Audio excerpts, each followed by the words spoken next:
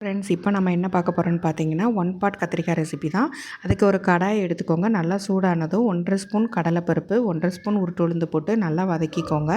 அதை நல்லா வதக்கி எடுத்துக்கங்க. எடுத்துட்டு அதை மிக்ஸி ஜாரில் போட்டு நம்ம ஆற வச்சு அரைக்க போகிறோம். மிக்ஸி ஜாரில் அதை போட்டுட்டு 3 ஸ்பூன் மல்லிப்பொடி, 1 ஸ்பூன் வத்தப்பொடி, 1/4 ஸ்பூன் மஞ்சப்பொடி, கொஞ்சோண்டு காயப்பொடி, ஒரு சின்ன துண்டு இஞ்சி,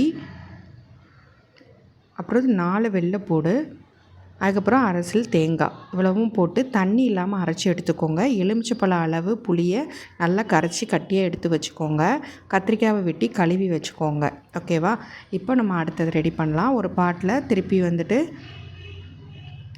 எண்ணெயை சூடு பண்ணிக்கோங்க. அதில் 1 ஸ்பூன் கடலைப்பருப்பு, 1 ஸ்பூன் கடுகு, உளுந்து, அதுக்கப்புறம் ஜீரகம், வெந்தயம் எல்லாம் சேர்த்துருக்கேன். நல்லா வதக்கிட்டு அதுக்கப்புறம் கத்திரிக்காயை சேர்த்தாச்சு. அதுக்கப்புறம் புளி கரைச்சதை ஊற்றிருக்கேன். அதுக்கப்புறம் நம்ம அரைச்சி வச்சுருக்கோம் பேஸ்ட்டு பார்த்திங்களா, அதையும் மிக்ஸ் பண்ணியாச்சு.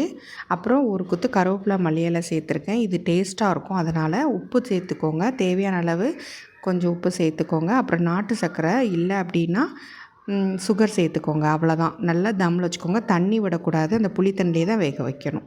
தேங்க்யூ.